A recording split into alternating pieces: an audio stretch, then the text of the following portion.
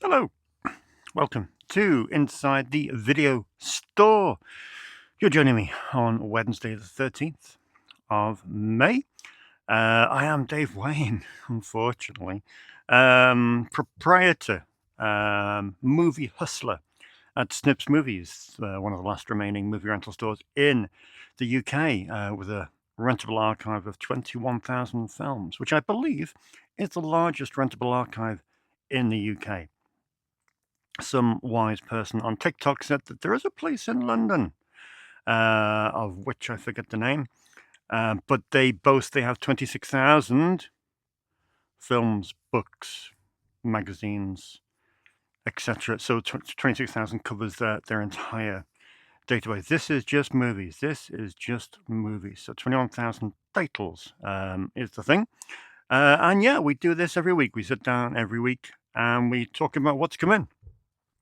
I say we talk. It's kind of me talking at you and waving boxes in your face because, hey, that's why you subscribe.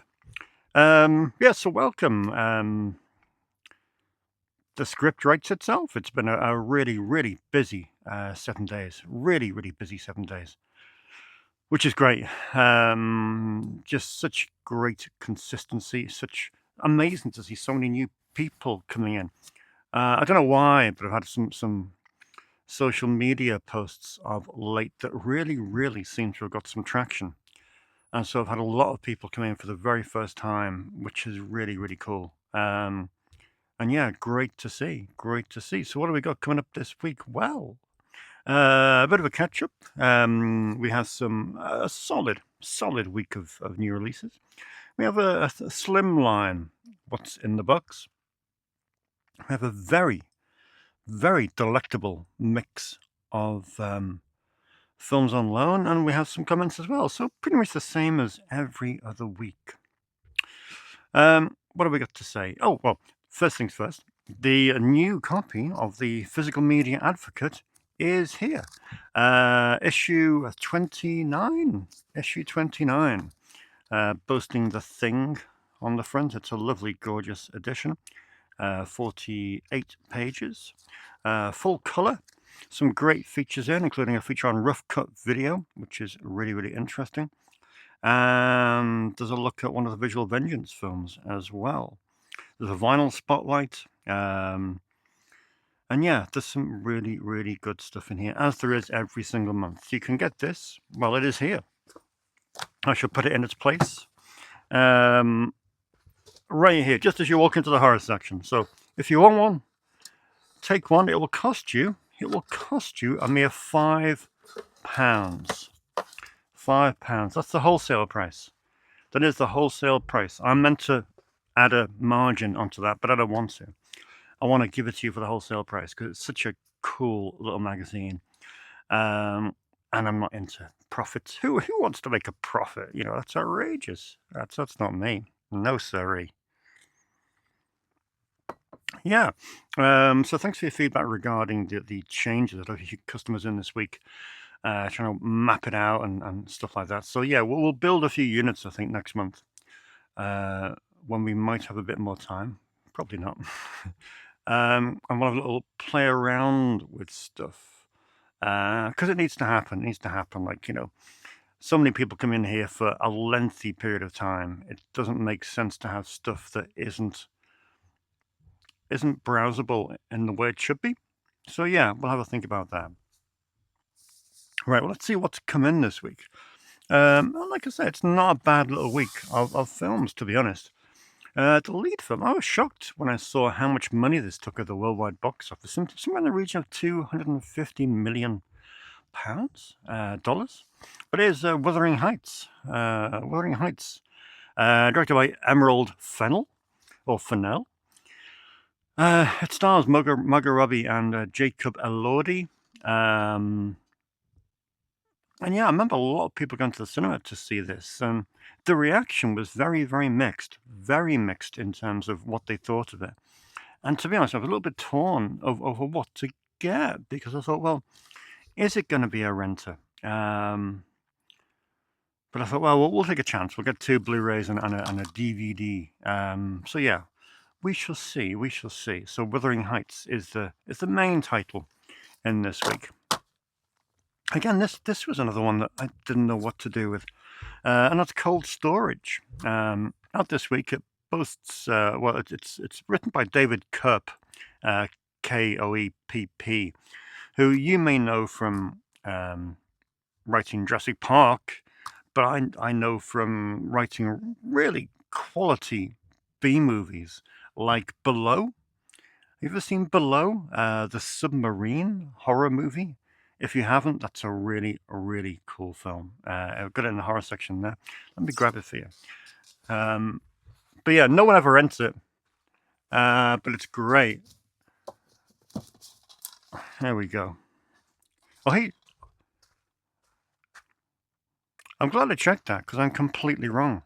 I'm getting my Davids mixed up. This is David Twohy.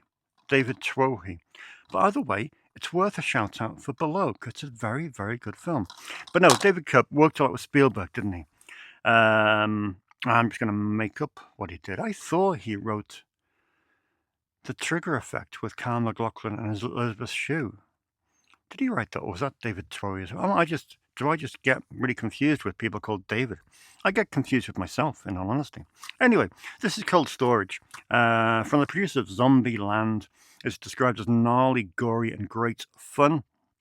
Liam Neeson pops up in this. I don't know how long for. I didn't know it existed until I found it on the release schedule. It didn't take very much money at all at the box office, so I just took a gamble on one copy, and we'll see how we do with that. Rennie Harlin has another Strangers movie out. Anyone keeping up with these? I haven't seen any of these Rennie Harlin Strangers movies. This is his third one, surprisingly called The Strangers Chapter 3. I don't know what the whole thing is. I don't know what what he's trying to achieve. What is the deal with these 3 movies in close proximity? I don't know, because the first Strangers was a really cool horror film. The second one I loved to bits, because it was directed by, let me get this confused again. It was directed by that British guy who did 21 Meters Down. It's not called 21 Meters Down, is it? God, my brain is fried today. 49 Meters Down. That guy, the British director, he made F as well. You know, you're shouting at your screens. But yeah, the second one, Strangers Pray for Night, that was a really cool movie. I love that film. Great soundtrack.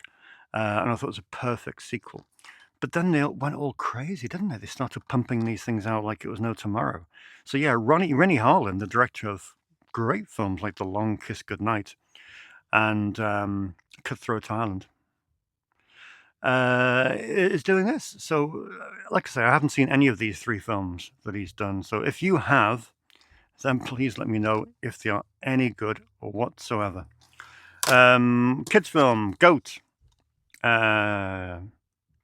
Took a bit of money, but kids films have, if there's one thing that's kind of gone down a little bit in interest, it's kind of the kids films a little bit here, the family films.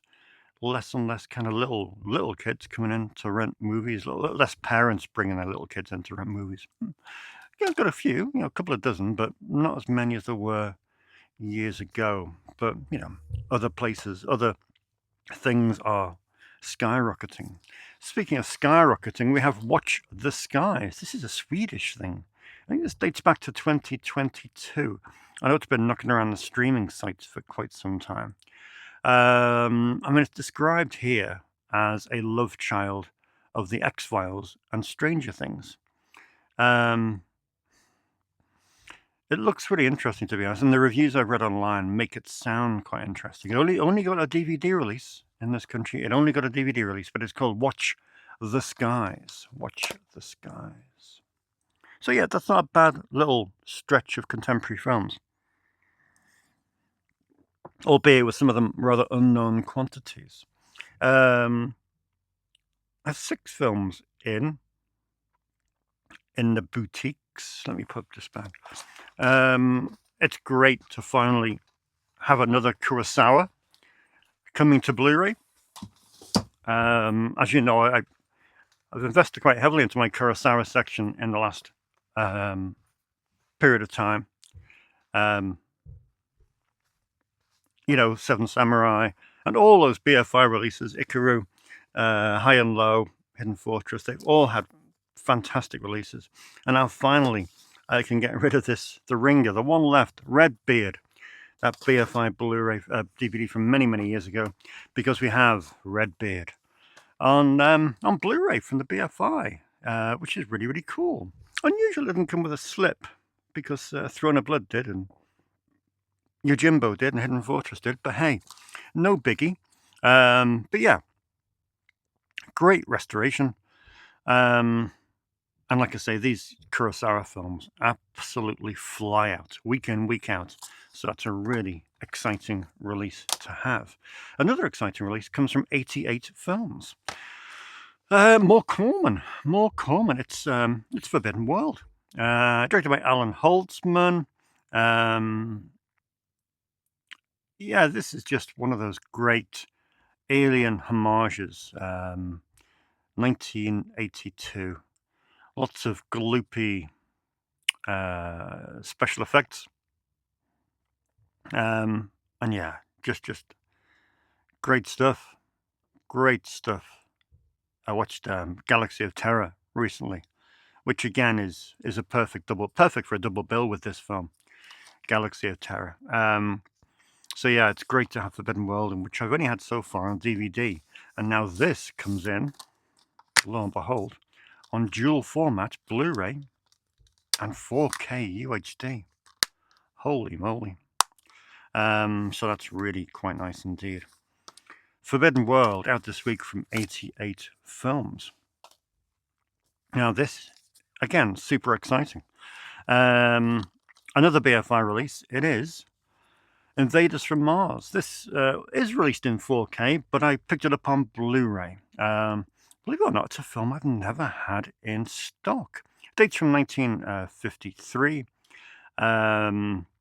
Terrified people when it came out. It really is a sci-fi cinema landmark. Went on to inspire many, many filmmakers like Don Coscarelli and John Carpenter. And yeah, now it's been restored in 4K from the original camera negative. I'm taking this home tonight because, like I said, I can't wait to watch it. I don't think I've ever seen it, but there's some brilliant special features on this. You've got bits from Ernest Dickerson, the brilliant DP. You've got bits from Joe Dante, John Landis. And yeah, really, really great stuff. Really great release from the BFI of Invaders from Mars. So yeah, it's great. I do love a 50s sci-fi.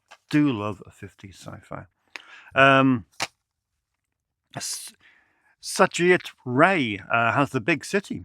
1963, his first portrayal of contemporary life in his native Kolkata. Yeah, what a filmmaker. I think there is a Ray box set in Criterion, isn't there, which I haven't picked up yet. Or there are a couple of other Ray releases. So I must catch up with those when I get around to picking up the rest of those Criterion titles that I'm missing. I'm just waiting to build a new section for Criterion, then I will pick those up. But yeah, a great Criterion release. This one is only out on Blu-ray. There's no 4K UHD dual format of that, but either way, it's a worthy addition. That's The Big City. Now this one came out. No, it is out this week, but I picked it up 2 weeks ago. Thing is, I put it straight on the shelf because I had a gap. I had rearranged my Jackie Chan section. I had a gap ready for it to go on, and because I ordered it direct from 88, they shipped it out early. I put it straight on the shelf and forgot to tell you people that it's out, but it is out. It is The Protector. The Protector, James Glickenhaus. James Glickenhaus, of course, made The Exterminator, Blue Jean Cop, aka Shakedown. He made The Soldier, some quality New York films. This, as you can see, I rented it last night, is kind of a New York film, except everything switches to Hong Kong or halfway through. I liked it. I liked it. It wasn't the kind of James Glickenhaus film I would expect, but it was good. It was good. It was a 3.5-star movie. Quality. Not something I would ever rush to watch again. I like Danny Aiello. I think he's a great actor. So it was a real joy to see him. But yeah, like I say, it's a good film. It's a good film. And to be honest, this 4K that I watched of this is one of those 4Ks that reinforces buying 4K, because sometimes, I've said in the past, some 4Ks you're like, should I really be investing in 4K this much when sometimes it's not that much of a difference from Blu-ray? But this was a clear difference from Blu-ray. Really, really impressive restoration, really, really impressive 4K disc. And yeah, one of those releases that you think, okay, I get it now. I get 4K, I understand. Cool. Protector out now. And finally, we have many, many, many copies of these. It is Arcade, out this week from 88 Films. I'll be giving away one of these or two of these next week. So tune in for that. It's a cool little film. Obviously, it's a Charlie Band movie. It's a full moon film from 93, I think it was. Albert Pyun directed it. Albert Pyun. This is our first ever audio commentary on an Albert Pyun film. And if you know my right hand man, my partner, Matty Budrewicz, you will know that he is an absolute Pyun acolyte. He is obsessed with Albert Pyun. And what he doesn't know about Albert Pyun isn't worth knowing. He is literally the Pyun dictionary, encyclopedia. Unbelievable the amount of stuff he knows. And yeah, this is a couple of films Pyun made for Charlie. He made Vicious Lips, which is good fun, from about 86, 87.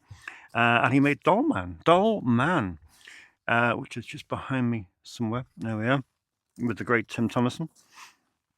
Yeah, 13 inches with an attitude. Yeah, and this is Arcade. It's written by David S. Goyer, who you'll know from Batman and Blade, and it's one of those films that kind of it's based on the whole video game scenario, and we've advanced that far in technology that you look at a film like this today, and it does seem quite dated, but that's part of the charm. But yeah, it's good fun. It's good fun. Megan Ward, isn't it? And a young Seth Green, isn't it? A young Seth Green. So yeah, they are this week's new arrivals. Get said though, we've got 2 very strong weeks coming up with the newbies, because we are entering, of course, the business part of the season, as we like to say, to use a football analogy. The business part of the season, the business part of the month. Weeks 3 and 4 every month are quite nutty. So yeah, let's see what's. I just wanted to mention one quick thing to you that I haven't prepared for. But obviously, as you know, I'm out and about on the road on a Wednesday, and I just wanted to quickly pluck these out for you, because listening to Pure Cinema Podcast, as you will know, and as you will have done, I'm sure, the New Beverly Diary episode. Obviously, every month, Brian Elric and Phil Blankenship get together and discuss what's playing at the New Beverly each month. It's great, because you think, well, why is that of any interest to me? I don't live in LA. So it's of no interest, because it's not, because it's the way they talk about the films, and it's hearing the way the cinema is programmed by Quentin Tarantino, and it's hearing about films that probably you might not have heard of before. So yeah, it's really cool. But this month, May, they're having a George Peppard season, a George Peppard season. And I just wanted to remind you that you can have a George Peppard season yourself at Snips. As I have PJ, which is really cool. I have Pendulum. I have Newman's Law. And I have House of Cards. All very, very decent films. And I'm looking to pick up a copy of The Ground Star Conspiracy, which should hopefully be in either this week or next. So yeah, if you are a fan of what's going on over at the New Bev, then yeah, just pop into Snips, and if you look at our imprint section, then you yourself can embark upon a season of films devoted to the great George Peppard. Gone through my whole life calling him Peppard, but apparently it is Peppard. So what's been going on loan? Well, first thing to mention, I don't know. See, I don't know what I tell you every week because one, brain problem, and two, don't know. No, one, I don't remember what to tell you every week, and two, I don't look back at the episode because why would I want to sit there and watch myself? That would be the most horrific thing known to man. So I don't know if have I told you about the unrentables. I think I have. Anyway, just in case you didn't see last week's episode, I'm doing the unrentables. If you're in the UK, you will be aware of a Channel 4 show called The Undatables, which is a really, really good-natured, sweet little show where people who maybe have on the spectrum, maybe a bit of autism, can't go on dates or feel very insular, very introverted. And it kind of gives them, it kind of helps them along a bit, which is really, really nice to see. But I like the name Undatables, so I thought, well, let's do the unrentables. Because 21,000 films here, they don't all rent out. Some films may not have been out for about 20 years. And I thought, well, let's take one film a day that either has never been out, or maybe it just hasn't been out for a good long while. Maybe it's forgotten about. And let's post that on social media. So I'm posting these on Instagram stories. And let's add them. Let's create. Actually, Henry gave me the idea for a letterbox list. But let's create a letterboxed list of these unrentables. So we'll do one a day. So over a year, we'll have 300 and something. Now, all of these movies, all of these unrentables, you can rent for free. They're all free. They're all predominantly DVDs, but they're all films that have got something about them, but they haven't rented out for a very, very long time, if at all. Anyway, the man himself, Henry, was first on the scene, and he rented American Psycho 2 for free. It was directed by Morgan J. Freeman, stars William Shatner and Mila Kunis. Of course, like many of these Lionsgate and Sony sequels, back in the noughties, back in 2001, 2002, somebody somewhere, well, I know it was Sony, released Starship Troopers 2 straight to video. That was the plan, straight to video. It made that much money, I mean, serious money, that they thought, let's do this. Let's take some old films from a few years back and let's make sequels to them, but on a budget and straight to video. And so they've forever been christened as the Sony sequels. Sony were the most prolific with these films.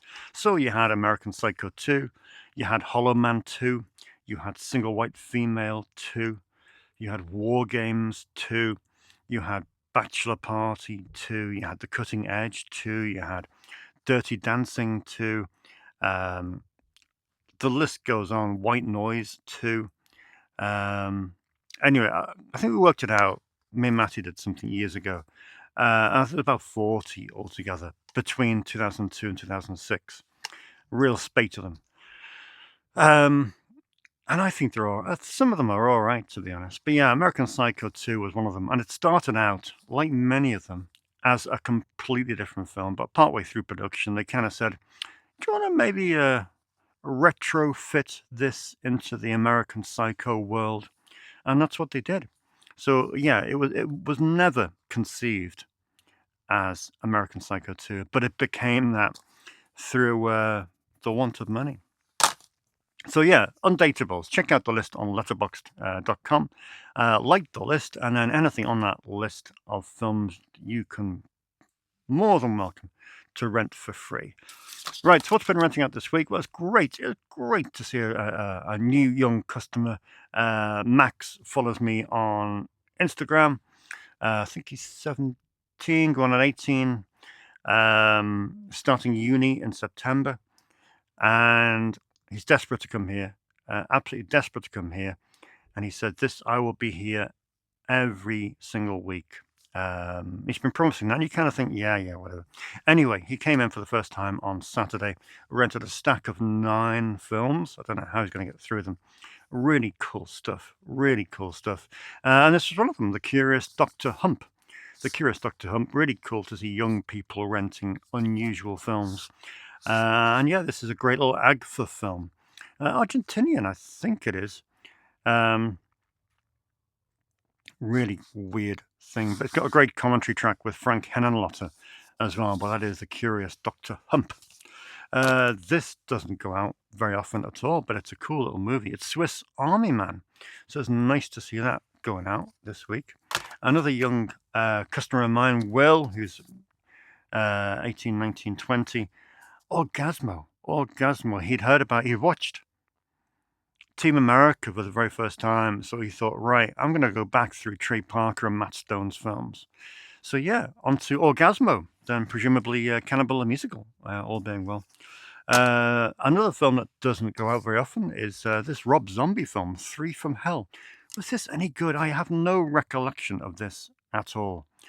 Because yeah, it was kind of the third chapter in the Corpses trilogy, wasn't it? I can't remember it. Anyway, great to see it going out. Shoeshine, the Vittorio De Sica film, has gone out, which is always good to see. A real classic piece of post-war Italian cinema. I could have sent 2 copies of this out this week. Yeah, one of my customers is going through a list. Jay is going through a list of controversial films that, he rented Serbian film last week. This week he's rented Irreversible. Then, of course, Lee came in on Tuesday asking for Irreversible. I think this has a Blu-ray. Didn't Arrow release this on Blu-ray? I must upgrade that. But yeah, get around to that. But weird, isn't it? One of those films, I've seen it, but I would never consider watching it again, I don't think. But it's great to see people discovering it, irrespective of the content. Cool to see some classic British cinema going out, especially a Peter Yates film from 1967. Stanley Baker, one of the great unheralded actors of 60s. I've mentioned this film in the past on a previous episode. It might have been on the episode where I did 50 great films that never get rented. It's been rented. Lie, Lie. It's a wonderful film. Michael Cuesta directed it. It stars Brian Cox in one of his best ever roles, quite frankly. I'm lying, Brian Cox isn't in this film. I'm thinking about a different film. What am I thinking of with Brian Cox? Where he plays like a creepy... No, Brian, this is a film, isn't it? Wait. Oh, nearly said a naughty word. But yeah, Brian Cox in this film, absolutely brilliant, stunning performance. I love it to bits. Need to watch it again, clearly, because I don't know who's in it. Yeah, an old Tartan DVD. It'd be great for this one to get a Blu-ray at some point. But yeah, this is Lie, Lie, which was 2004.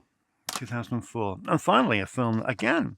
That's the thing with film on loan. We get to see films that don't go out that much. Chris Walken in Suicide Kings. God, do you remember all those post Tarantino films with the great casts? You got Sean Patrick Flannery in this, Jane Moore, Henry Thomas, Laura Sanjay Como, Jeremy Sisto, Johnny Galecki, Dennis Leary.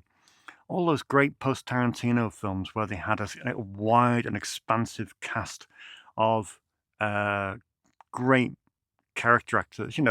Things to Do in Denver When You're Dead, 2 Days in the Valley, etc., etc. Good stuff. Anyway, yeah, Suicide Kings. Nice. What time we're on? I have a chicken in the oven. That's not a euphemism. Bombay chicken, seeing as you asked. And then it's ready in 40 minutes, so it should be okay. I've got about 20 minutes left, I reckon. Okay, one thing I want to mention before I go into what's in the box. I bought a tape. This made me squeal with excitement, which is a rarity, quite frankly. I had a customer who was a questionable sort. I don't think he's with us anymore, so I can say bad things about him. But he had opinions on people that I didn't agree with, very strongly didn't agree with. But anyway, he had an eye for. He was a video store guy from years and years ago. He was renting from video stores in the 80s, when we were all knee-high to a grasshopper. And he told me about this film. And I managed to watch it on a bootleg maybe 25 years ago. And it blew me away. It absolutely blew me away. TV movie. Anyway, it cropped up on eBay. I've never ever seen this tape on eBay at all. And I thought I have to get this at any cost. Anyway, it arrived a few days back. It's called Vanishing Act. From 1986. They shot it in 85 up in Canada. This started life as a play by a French playwright called Robert Thomas. Not a French name, sounds like, but he is French, trust me. Born in the Pyrenees. I started out a play. Hitchcock in the 60s optioned it to make a film, but it didn't work out. They did make a film of it in 1969 with Janet Leigh. They then remade it in 1976 with Jack Klugman in the lead role. And then they remade it again. Different network this time. The first 2 times were ABC, I think, and then they made it at CBS. And then they made it for a 3rd time called Vanishing Act in 86. And this is it. This is the greatest TV movie I have ever seen. It is absolutely superb. Elliot Gould is in it. Margot Kidder is in it. Fred Gwynne from The Munsters. Mike Farrell from MASH. It's four-hander. It's just four-hander. It's like a play. It's a play. And it's just genius. It's absolute genius. It is funny. It is thrilling. It is surprising. It is shocking. It's just everything. It's absolutely wonderful. It may be on YouTube. It was adapted from the play by Richard Levinson and William Blink, of course, who you'll know from creating Columbo and Murder, She Wrote, and Mannix, I think. But yeah, it's just wonderful. Just wonderful. The story is a guy is on honeymoon and he has an argument with his wife. This has taken place prior to the film starting. So when we start the film, he's looking for his wife. His wife has run off in the car and he's looking for her. So he goes to the police station and says, "Look, my wife is missing. We had an argument last night. So I'm just worried about it. Police chief, played here by Elliot Gould, says, "Right, okay, let's try and find out what's going on." But then there's a call from the local priest to say that his wife has been seeking refuge in the local church just to get away from things. So you're like, right, okay. So the two meet up, they're reunited, but the guy says, "You are not my wife." And we go from there. It's genius. Absolute genius. I love that to bits. I've got an essay coming out on the Schlock Pit in the next few weeks about it. And yeah, just one of my favorite TV movies of all time. Vanishing Act. Okay, moving on. Again, kind of related to stuff I've been doing recently. I've been doing a project in the last few weeks based on a William Malone film. So I have been purchasing or upgrading several William Malone films. He's a great filmmaker. So I finally brought these in from home because I wanted to check that they were all region free. But yeah, we have an upgrade to House on Haunted Hill, which he directed in 1999, the Dark Castle film, which is great fun.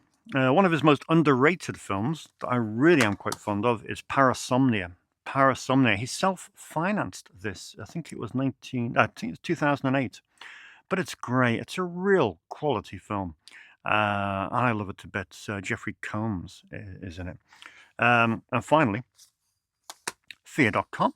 Fear.com on Blu-ray. This was released by Darkstar in America, and it's advertised on the website and on the back of the box as a Region A locked release. It's not. It is region free. Stephen Dorff, Natasha McElhone, Stephen Ray. I think Jeffrey Combs pops up in this. He does in the first few minutes. This was absolutely trashed on release in 2002. Absolutely trashed. They spent a bit of money on this film. I think it's quality. I think it's absolute quality. Forget the storyline. Forget the storyline. It doesn't matter. The film, the visuals, second to none. Absolutely second to none. So it's Fear.com, now in its snips on Blu-ray. 2 are in this week from Visual Vengeance after the 4 that came in, what was it, 2 weeks ago? Crazy. Endless. And more are coming in about 2 weeks' time. But yeah, they're so busy this year. We have a ninja double bill, a shot on video ninja double bill from the late 80s. We have Born a Ninja and Commando the Ninja, aka American Commando Ninja, aka Silent Killers. But yeah, one from 88, one from 89.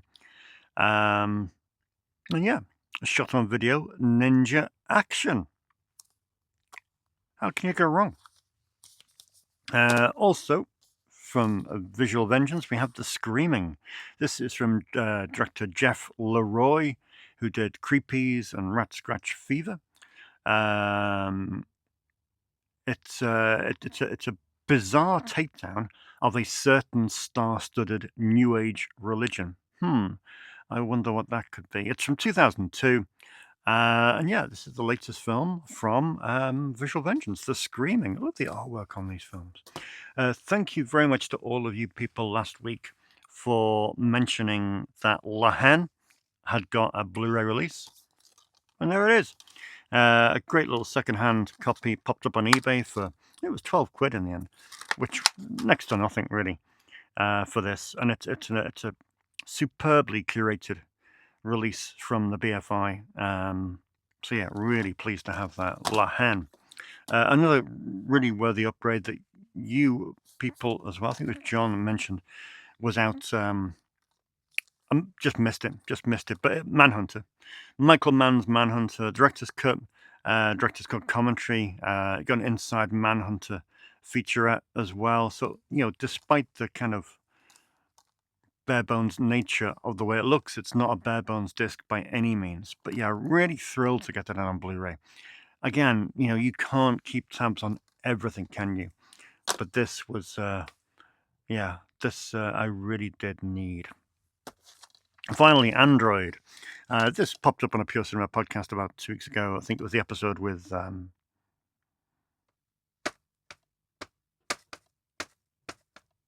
forget his name. But they did the Psychotronic video guide. And it was a great episode. And one of the guys mentioned Android, which is a film we actually looked at when we did the Critters commentary, because Don Opper, who is in the Critters films, wrote Android. And of course, it's Kinski, who we kind of have a love-hate relationship with. But yeah, interesting piece of work that. Android going in the sci-fi from 1980. Right, let's quickly have a look at the comments before we go and rescue my Bombay chicken.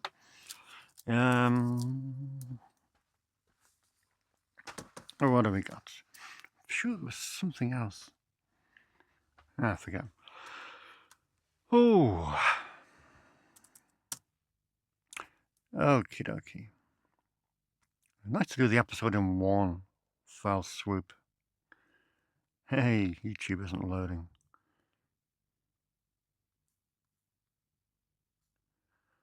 No. Well, that's awkward. We have no YouTube.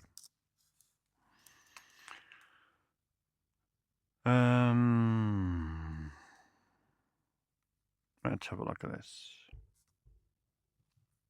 Your channel.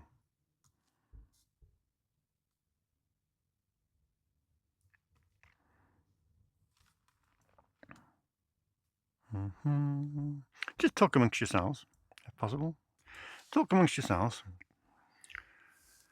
Hey, right. Let's have a look. Right, that's interesting. Snips Movies. That's the one.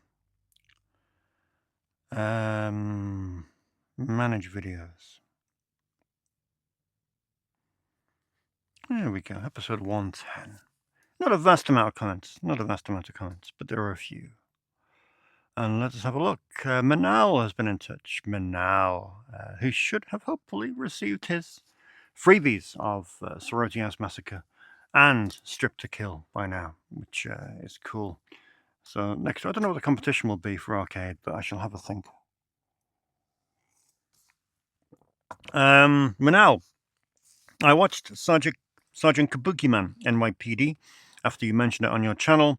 Totally loved it. I'll be keeping an eye on refuse films, and I need to check out more trauma films. You absolutely do, Manal. They're great fun. Great fun. But choose wisely. There are some stinkers in there, but there are some films that are just absolutely legendary. Who's getting the new release from Refuse Films? The kind of 2 and 3 Toxic Avenger films put together. Mr. Melvin, I think they're called. I was looking at it with Henry last week, and we thought, don't know. Always keen to support Liam and everything he does, but I'm not sure if that might be too hardcore in terms, because obviously I've got Toxic Avenger 2 on Blu-ray, Toxic Avenger 3 on Blu-ray as well. Do I need that combination of the two movies to create the ultimate sequel? I don't know. I shall have a think. Let me know if you're getting it.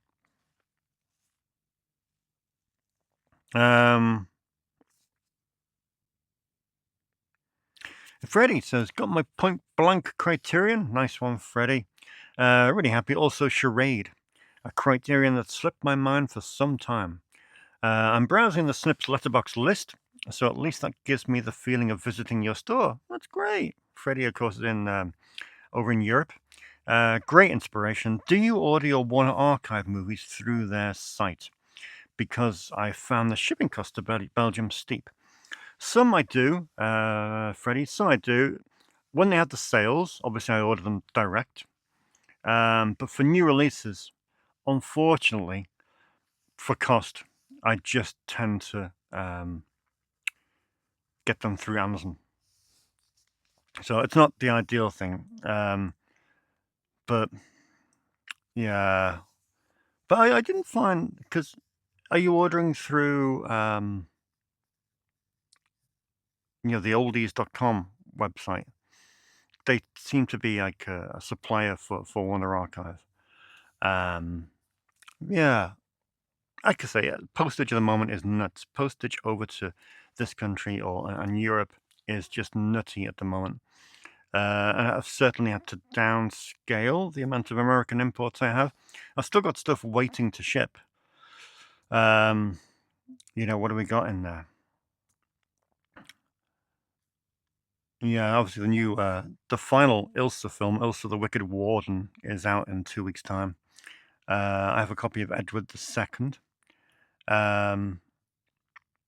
which is due to ship, and of course the new restored copy of White Zombie with Bela Lugosi that Film Masters have put together. So, and yeah, other stuff like Flap, I know that was on my want list. Crimson Pirates as well. And there's still quite a bit of Warner Archive stuff that's come out recently, stuck in there. But yeah, it's become a once every 2 months thing for me now instead of once a month because, like I say, the shipping cost. And I use a PO box, but the shipping cost is quite prohibitive.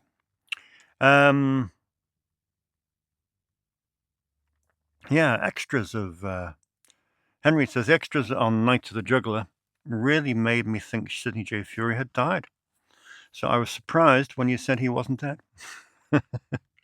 Boys and Company C is pretty high on my watch list. Nice. I didn't stay up watching the election, says Henry. I stayed up late watching Nightmare Sisters. And I woke up to the Nightmare election results. Indeed. But yeah, I think Sidney J. Furie is still with us, isn't he? Hope it didn't prompt, I think.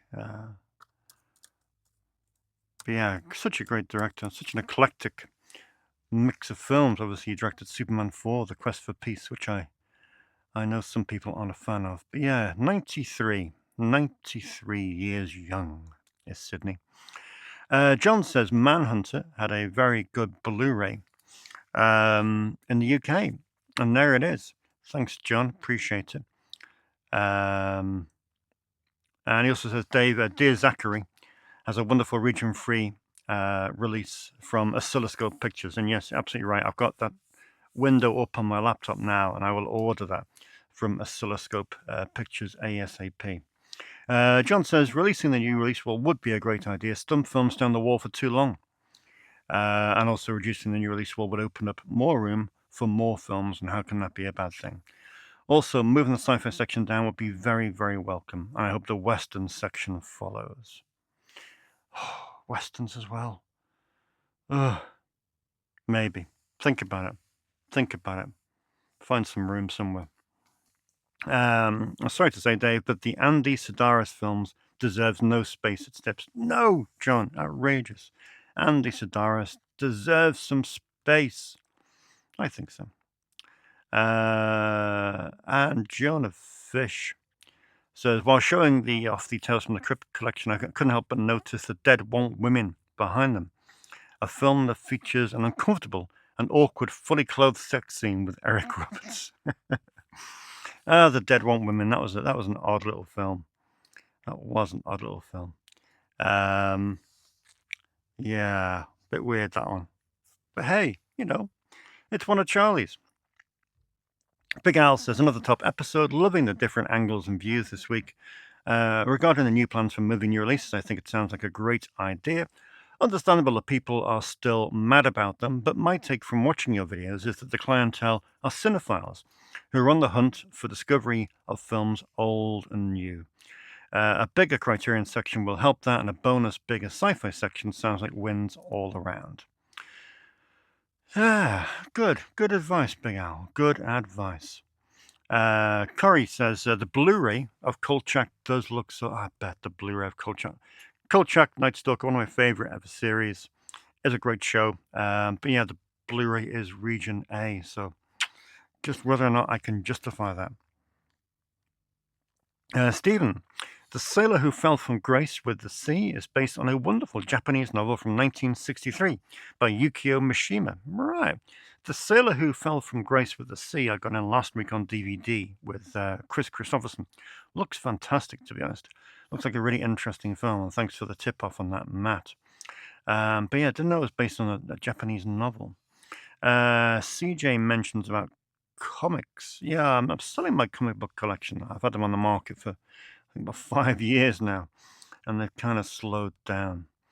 But yeah, CJ says Jason Statham's recent film, A Working Man, was based on a novel by prolific DC Comics writer Chuck Dixon. I know Chuck Dixon. I've read a lot of Chuck Dixon's work. That's interesting. I did not know that. I must admit, though, the new Jason Statham film that came in last week, I forget the name of it, Shelter, would it be? That's been as dead as a dodo. As dead as a dodo. So we shall see if that moves at all. Oh, well, Del Bongo kind of enforces that. Del Bongo says, I see every Jason Statham movie on the big screen on opening day, and I'm pretty understanding when the lights go down. Shelter, though, is really, really weak. Shame, shame. Connor says, Dave, you aren't the only one that makes an event out of elections. I do the same thing. Sometimes a strong drink and good food is the only way to make it through the madness. I must admit, I did not last very long on Thursday night. One through either depression and one through immense tiredness. But yeah, I did have the TV of Sky News on most of Friday and most of Tuesday with all the well, it's a good drama, isn't it? It's a good drama. The news at the moment, it's like a soap opera, so you can't help but grab the popcorn and take a look. And finally, from James, Dave, this is a bold statement, but Hard Boiled is the best film I've rented so far. Simply incredible. I've been told The Killer is even better. Well, there you go. James is a relatively new customer, but I think he's he's rented a few dozen films from Snips, although this is his first year. And really good to see people getting into these John Woo films. Really good. And with Bulletin Ahead coming very, very soon indeed, it will be nice to increase these. I think I'll move them over here to the John Woo section, which kind of makes a bit more sense. So people who see Killer, City on Fire, Hard Boiled, Bulletin Ahead can also dip into, things like The Last Hurrah for Chivalry, and also, Sunset Warriors, for example, his cut of Heroes Shed No Tears. So yeah, we shall do that in the long term. Anyway, we're just about coming up for about 53 minutes, I think, and I'm going to leave you in peace. I'm going to save my chicken. Whoa. And I'm going to rent Invaders from Mars, which is exciting. So yeah, that's me. Thank you, as always, for watching. We still have a few shots left in the camera, which is for Dylan's book that he's working on. So if anyone wants a portrait in the store over the next few days, then be quick, because I think that roll will be gone at some point over the weekend. And yeah, that is round about it, to be honest. I'm going to go back to drawing up some plans for extending and tweaking and moving and stuff like that. And yeah, I'm going to go back to my 5 commentaries for 88 films, which is a little bit scary, a little bit daunting, but there's some very good films in there. And it's very exciting. So that keeps us out of trouble for 5 months anyway. Just hoping that Arrow's next box set doesn't come knocking at the same time, because that would be about 9 commentaries, and that might be pushing things. Anyway, let's crack on. Bombay Chicken, 7 days' time.